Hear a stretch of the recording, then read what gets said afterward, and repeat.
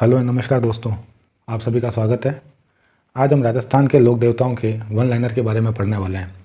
इस one liner में कुल मिलाकर आपको 55 क्वेश्चन दिए गए हैं। ओवरऑल यहाँ पर 55 क्वेश्चन दिए गए हैं जो परीक्षा की दृष्टि से बहुत इंपॉर्टेंट है। आइए उन पर नज़र डालते हैं।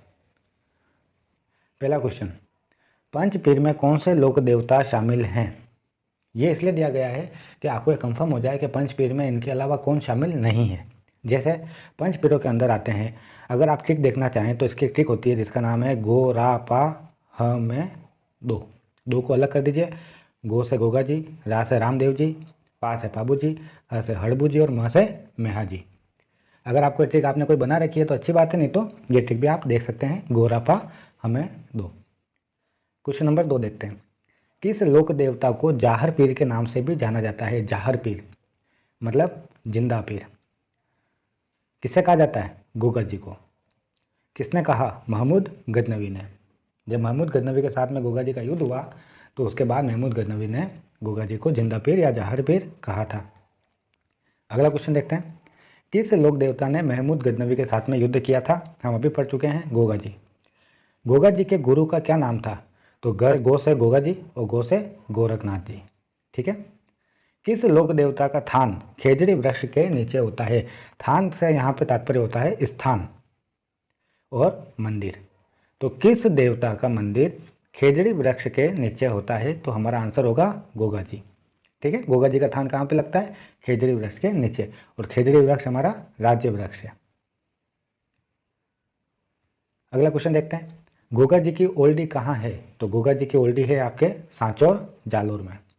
गोगा जी की ओल्डी सांचौर जालोर में। गोगा जी का मेला कब भरता है? तो गोगा जी का मेला भरता है गोगा नवमी को। गोगा नवमी को। ये नाम याद होगा तो आपको पता चल जाएगा कि नवमी को भरता है। और दूसरी चीज़, पंच पीरों के अंदर केवल पाबू जी को छोड़कर सभी पंच पीरों का मेला भाद्रपद में आता है। तो हम यहाँ से अंदाजा लगा सकते हैं गोगा जी का मेला भरता है भाद्रपद कृष्ण नवमी को, जन्माष्टमी के एक दिन बाद। अगला प्रश्न देखते हैं। गोगा जी का जन्म कहाँ हुआ था? तो गोगा जी का जन्म हुआ था ददरेवा चूरू में। इनकी शीर्ष मेढ़ी कहाँ पर है? ददरेवा चूरू में। और अगर आपसे धूर मेढ़ी पूछे तो या धड़ मेढ़ी पूछे तो वह है आपके गोगा मेढ़ी हनुमानगढ़ में। वह है आपके गोगा मेढ़ी हनुमानगढ़ में। अच्छा, हनुमानगढ़ में कौन सी सभ्यता है? तो हनुमानगढ़ में कालीबंगा सभ्यता है। अगला प्रश्न देखते हैं। रुणेचा का धनी किस लोक देवता को कहा जाता है? रुणेचा का धनी वह लोक देवता जिन्होंने 24 बाणियों के नाम से कविता भी लिखी थी। वह एकमात्र ऐसे लोक देवता जिन्होंने जीवित समाधि ली थी। एकमात्र ऐसे लोक देवता जो कवि भी थे। और ऐसे लोक देवता जिन्होंने कामड़िया पंथ की नींव रखी थी। कामड़िया पंथ की नींव रखी थी, जहाँ पे 13 ताली नृत्य होता है। 13 ताली नृत्य होता है। तो उन लोक देवता का नाम है रामदेव जी। और इनके मेले को सांप्रदायिक सद्भाव का मेला भी कहा जाता है। नेक्स्ट देखते हैं। रामदेव जी का जन्म कहाँ हुआ था? तो रामदेव जी का जन्म हुआ था उड़ू काश्मीर बाड़मेर में। रामदेव जी के पिता का नाम अजमाल। नेक्स्ट क्वेश्चन देखते हैं। रामदेव जी की धर्म बहन का क्या नाम था जिन्होंने समाधि ले ली थी? तो रामदेव जी की एक धर्म बहन थी जिनका नाम था डालीबाई। इन्होंने रामदेव जी के जीवित समाधि लेने से एक दिन पूर्व ही समाधि ले ली थी। अब आता है रामदेव जी के गुरु का नाम क्या है? तो रामदेव जी के गुरु का नाम है बालीनाथ जी। रामदेव जी के गुरु का नाम बालीनाथ जी। एकमात्र लोक देवता जिन्होंने जीवित समाधि ली, रामदेव जी। रामदेव जी का मेला कब भरता है? तो भाद्रपद शुक्ल द्वितीय से एकादशी तक, है ना। भाद्रपद शुक्ल द्वितीय से 11 तक इनका मेला भरता है रामदेव जी का। और कहाँ भरता है? रामदेवरा में। रामदेवरा कहाँ है? जैसलमेर में, जिसे जवाहरलाल नेहरू ने 8वां आश्चर्य भी कहा था। एकमात्र लोक देवता जो कवि भी थे तो वह है रामदेव जी। कौन सी कविता लिखी थी इन्होंने? 24 वाणियाँ। 24 वाणियाँ इन्होंने कविता लिखी थी। 13 ताली नृत्य रामदेव जी से संबंधित है। 13 ताली नृत्य को प्रसिद्धि किसने दिलाई थी? तो मांगी बाई ने। ध्यान रखिएगा, मांगी बाई। 13 ताली नृत्य की प्रसिद्ध नृत्यांगना मांगी बाई थी। अगला क्वेश्चन भी हमारा कवर हो गया है। रम्मत प्रारंभ होने से पहले किसके गीत गाए जाते हैं? रम्मत जो होता है एक लोक नाट्य है ना। जब हम लोक नाट्य का टॉपिक पढ़ेंगे तब इसके बारे में बात करेंगे। वैसे मैं आपको बता दूं, रम्मत जो है वो जैसलमेर और बीकानेर की प्रसिद्ध है। और रम्मत गान प्रारंभ होने से पहले रामदेव जी के गीत गाए जाते हैं। पाबू जी का जन्म कहाँ हुआ था? तो पाबू जी का जन्म हुआ था कोलूमंड, जोधपुर में। किस लोक देवता को भगवान लक्ष्मण का अवतार माना जाता है? तो पाबू जी को।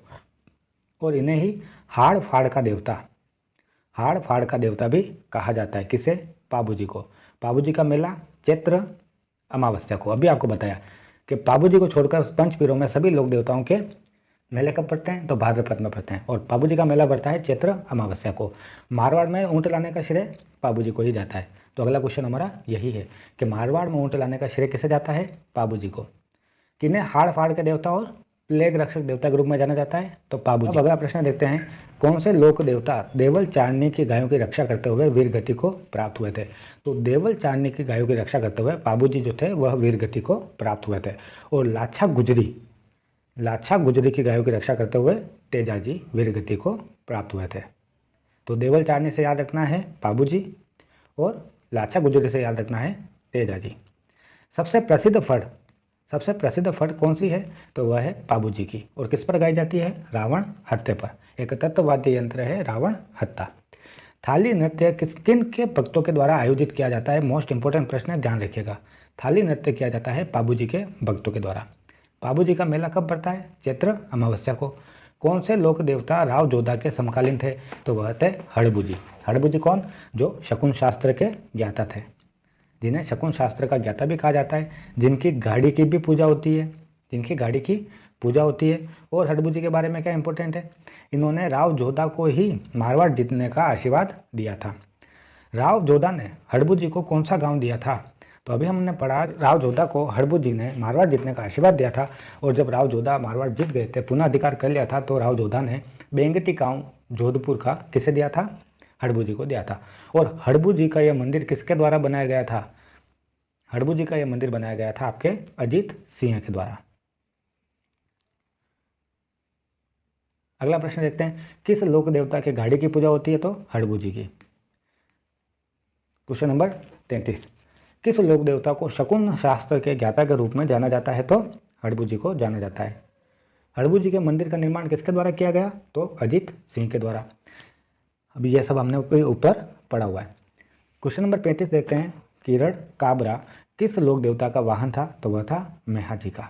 मेहाजी का पूरा नाम मांगल्या मेहाजी। मेहाजी में इंपॉर्टेंट क्या है? इनका मेला कब पड़ता है? जन्माष्टमी के दिन।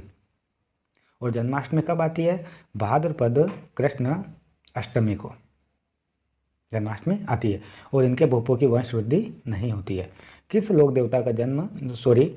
देवता का मेला जन्माष्टमी को भरता है? तो मांगल्या मेहाजी का। काला व बाला के देवता के रूप में किसे जाना जाता है? तो काला व बाला का देवता तेजा जी को। तेजा जी का मेला कब पड़ता है? तो तेजा जी का मेला पड़ता है तेजा दशमी को। तेजा दशमी। और तेजा दशमी कब आती है? भाद्रपद शुक्ल दशमी। अगर आपको यहाँ पर भाद्रपद में जो महीने होते हैं उनके नाम याद करने में कठिनाई होती है, या आपको कृष्ण पक्ष और शुक्ल पक्ष के बारे में जानकारी नहीं है, तो आप मुझे कमेंट करिएगा, इस पर एक सेपरेट वीडियो बना दी जाएगी, है ना। तो तेजा जी का मेला कब पड़ता है? तेजा दशमी को। और तेजा दशमी कब आती है? भाद्रपद शुक्ल दशमी को। परबतसर नागौर में किसका मेला पड़ता है? तो परबतसर नागौर में मेला पड़ता है तेजा जी का, जो राजस्थान का आर्थिक दृष्टि से सबसे बड़ा मेला कहलाता है। सबसे बड़ा मेला कहलाता है।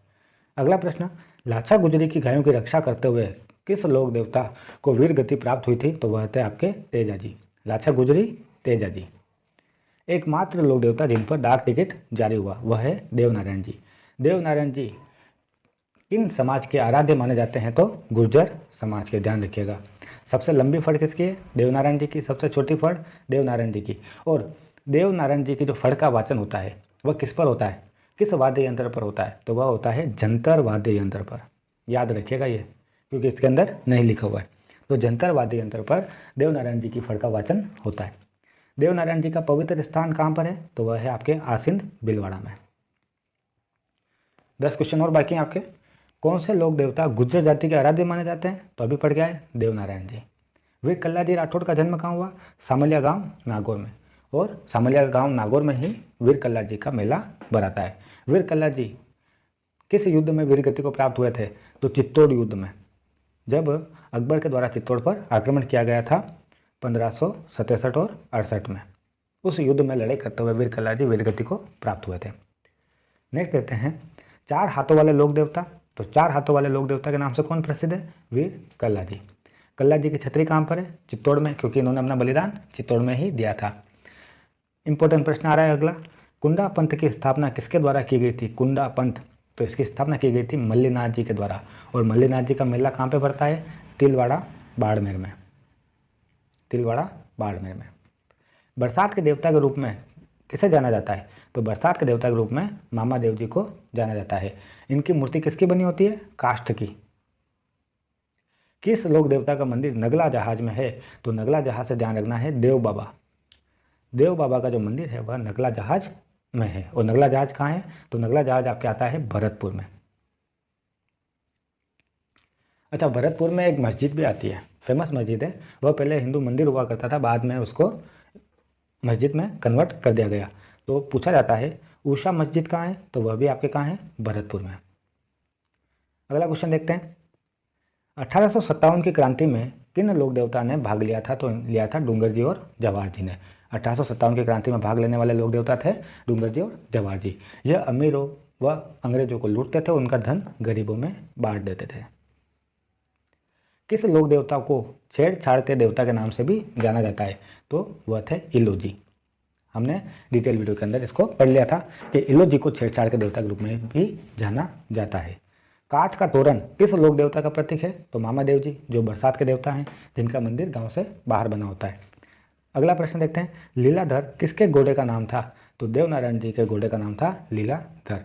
और देवनारायण जी एकमात्र ऐसे लोक देवता है जिन पर डाक टिकट भी जारी हुआ है, जिन पर डाक टिकट भी जारी हुआ है। और आज का अंतिम प्रश्न, ऊंट के बीमार होने पर किसकी फड़ का वाचन किया जाता है? तो पाबू जी की फड़ का वाचन किया जाता है। अब एक प्रश्न और एक्स्ट्रा लेते हैं, फसल के अच्छी होने के लिए हल पर किसकी राखी बांधी जाती है? अच्छी फसल का आशीर्वाद प्राप्त करने के लिए हल पर किसकी राखी बांधी जाती है? तो बांधी जाती है गोगा जी की। ठीक है, तो आज के हमारे 55 क्वेश्चन यहीं कंप्लीट होते हैं।